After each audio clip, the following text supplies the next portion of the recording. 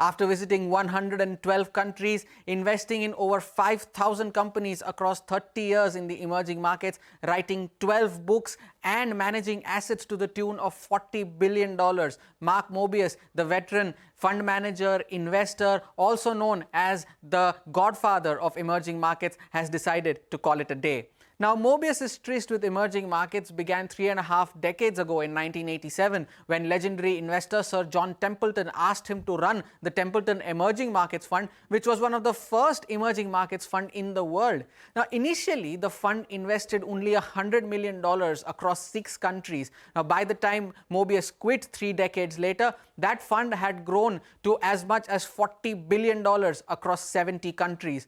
Now, why is Mobius such a revered voice across emerging markets? Well, for starters, he was one of the first to call the bull market of 2009 after the global financial crisis.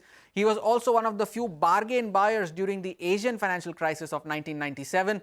And when panic selling had gripped the Russian markets a year later in 1998, he chose to buy Russian shares. And he was also one of the first institutional investors to identify Africa as a frontier market. And he also started a Mobius fund in Africa. Now, after moving on from Templeton, he co-founded Mobius Capital Partners, and that also focuses on emerging markets like China, India, Latin America, and such geographies. Now, when it comes to India, Mobius has always been bullish on the country and its markets. In fact, in a recent interaction with CNBC-TV18, he mentioned that he expects the Sensex to go up to as high as 1 lakh over the next 5 years, and he sees no reason why he should cut down on his allocation to Indian markets. Now, Mark Mobius has had a long journey, and it is obvious that it would not be without his fair share of adventures. He dodged bullets, and by that I do not mean that he prevented himself from making a bad investment. By that I mean he literally dodged bullets during a military coup in the Philippines. In fact, a recent comic book also referred to him as the bald eagle.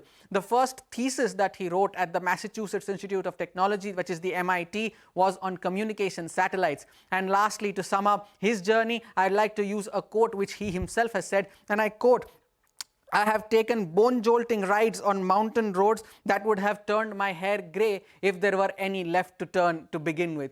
Now, all of that to find undervalued companies before other investors ended up doing so. And that summarizes the journey of Mark Mobius. It's been a long one, it's been a memorable one, and we should remember that for the times to come.